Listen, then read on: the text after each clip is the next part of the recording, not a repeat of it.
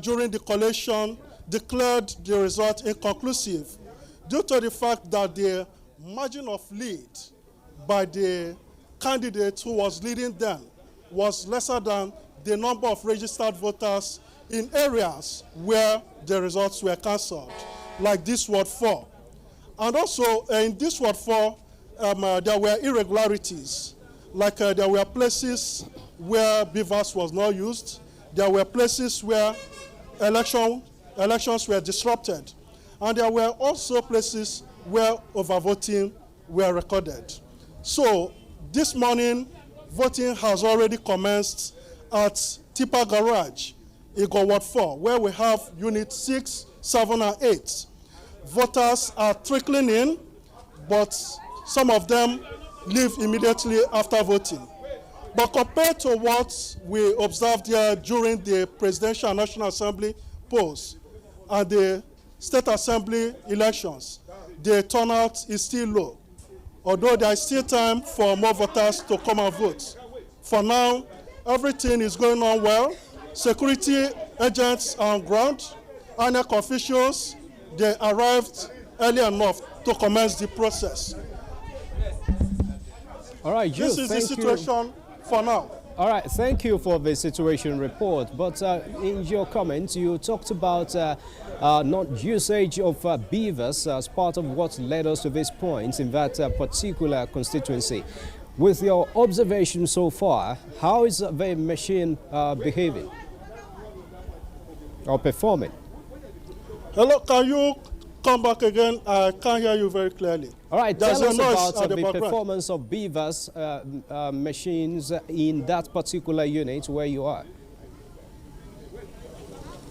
All right, for now, there are no issues with beavers machines. Accreditations are going on with the beavers, and there's no cause for alarm from what the INEC ad hoc staff we met on ground told us. Everything is going on well. The few people are going behind me. It has to do with whether some people they are seen in this particular polling units are from this ward. So that's the argument going on. And the security agents are on top of the situation. All right, Jude, may we have you talk to some of the electorate there on their expectations from this process? All right, let me quickly talk to some electorates. We have some observers and agents of political parties who are here.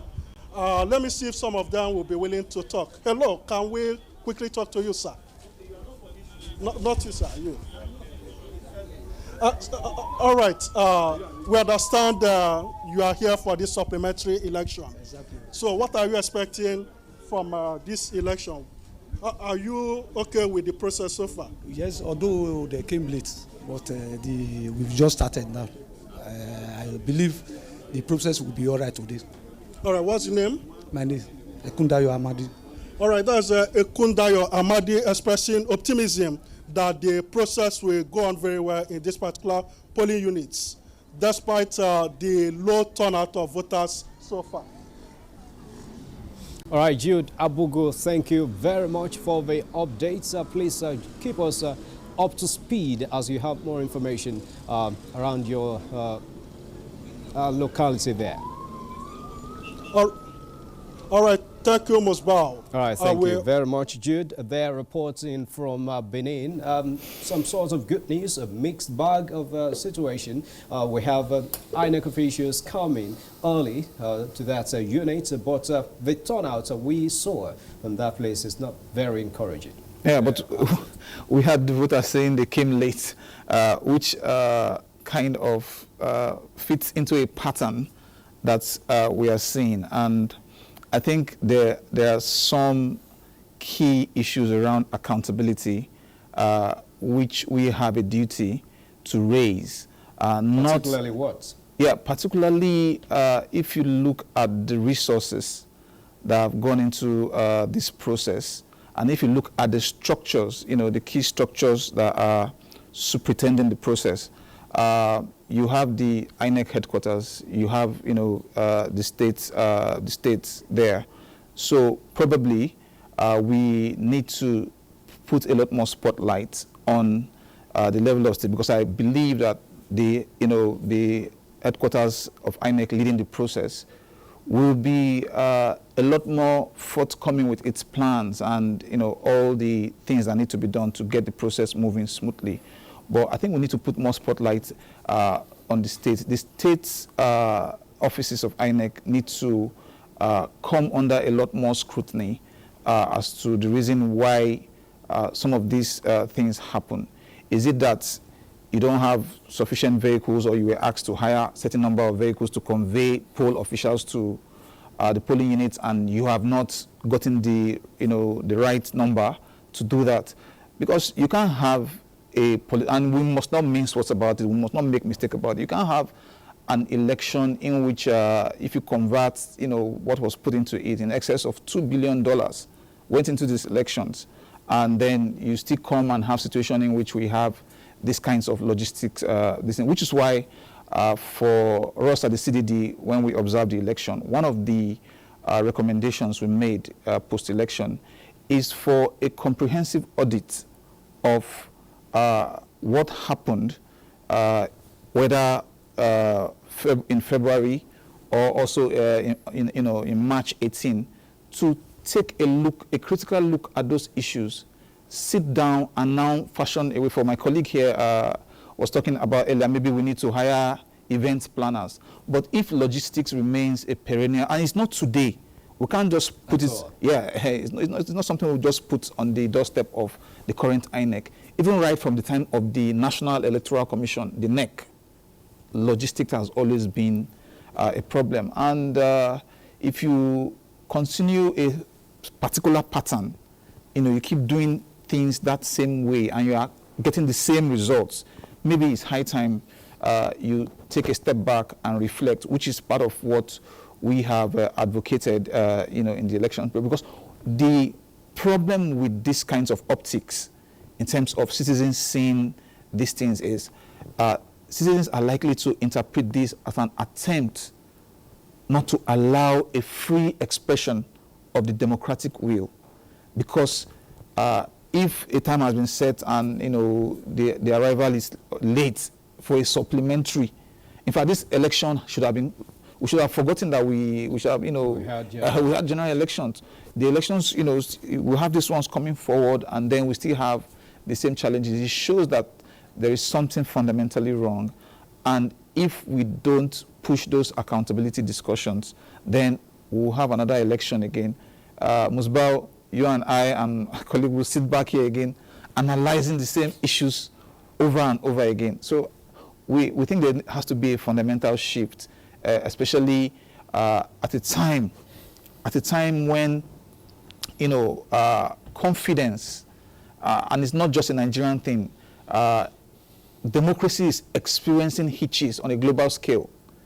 And that's why you see even the bastion of world democracy, the United States, is convening every year now what they call the Summit of Democracy. So if democracy is our preferred vehicle for national development and for our national aspirations, then we have to take it seriously, and we have to address all of the hitches that bog down the process and make the process unattractive, because these issues also translate into things like voter turnout. Right. For the first time since the Fourth Republic, we are seeing a winning candidate for a presidential election getting just 10% of the total, of the winning, in terms of. So, if you look at that, it's not a good story for us. Thank you very much, Ansfrey Janaku. Now, this is still verdict 2023, or supplementary verdicts, if you like, on NTA, that's Nigerian Television Authority. We're not going to draw any conclusion yet as regards the conduct of this process. We've got reports from Adamawa, one of the states trying to elect a governor, and of course, Jude Abugu joined us from Benin. Right now, we're going to Katsina State, Gusau particularly, where we have Haliru. Zamfara State, where we have Haliru. Omar, joining us from Gusau, Zamfara State. Haliru, very good morning. What's happening and what particular area are you? Well, Musbau, good morning and welcome to Gusau, the Zamfara State capital, where election is has already started in earnest, and as you may be aware, about 83 polling units were affected by the supplementary election in Zamfara State, which is occasioned by the declaration of the Zamfara Central Senatorial District election held on the 25th of February 2023 as inconclusive, with that of Gusau's Federal Constituency, and of course, Gumi Bukwim, which was also declared inconclusive. The supplementary election, as I have mentioned, has commenced in earnest, and about 83 polling units are affected, which cut across the 4 local governments that made up Zamfara Central Senatorial District, namely Maru, Bungudu, Gusau, and of course Afe. As you can see, already on the queue, and voting has already commenced. With me is one of the voters who will shed more light on the exercise and, of course, maybe compare the turnout of voters with what was obtained in the last about 6 weeks ago. Could you please tell us your name? My name is Jibril Bala Usman. Madam Jibril, you are here at 081 Yerima Bukura Specialist Hospital polling unit. What is the situation? I come here to cast my vote to the good people because this situation is very important to us, because if you come out to vote for good people that they are going to represent you at national level, that is the major factor in life, because here I came here to vote for the good people. Now, can you tell us the situation about the voting? Yeah. Look, if you look at the turnout, people come out very largely.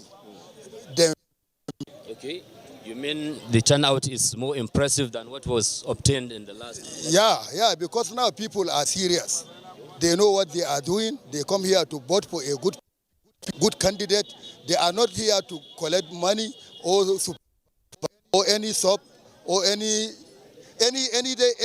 kind of property. People are avoiding it. Good people that they need to vote for today. Then what are your expectations at the end of the exercise? My expectation is to vote for good people. We need peace and unity in our state. We don't want it to come back again and again. Thank you very much. Ms. Bahu, I have been speaking with one of the Tudun Wada area of Gusau local government, Precinct 081, Yerima Bukura Hospital polling unit. As you have rightly heard from the speaker, voting has already commenced, and we shall go around other parts of the local governments and we'll keep you updated as events unfold. Thank you.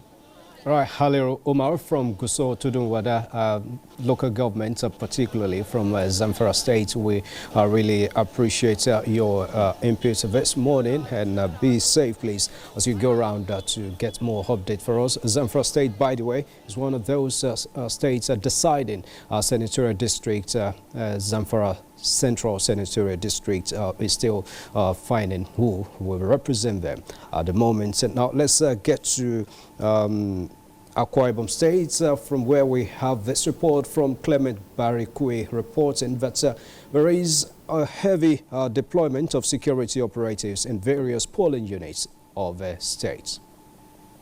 Okay, we are already at one of the rack centers, and the materials moved very early to the various polling units. But one of the things we've observed is that there is heavy deployment of security operatives, and possibly one of the reasons could be that the last election and what led to the cancellation of that election was violence. So the security agencies are on ground to ensure that the issue that led to the cancellation of the last election is properly addressed. And with me to speak more on what has been going on here is the local government chairman, who will tell us how the election has been so far, the entire process, and other issues. So the chairman, sir, What is your observation about the entire process? Yeah, good morning. My name is Nyagno Koibu, Executive Chairman, Ikono Local Government. Today is the day for the rerun election.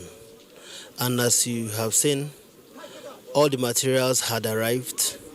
We have enough securities on ground to avoid the reoccurrence of what happened during the first election. So as it is right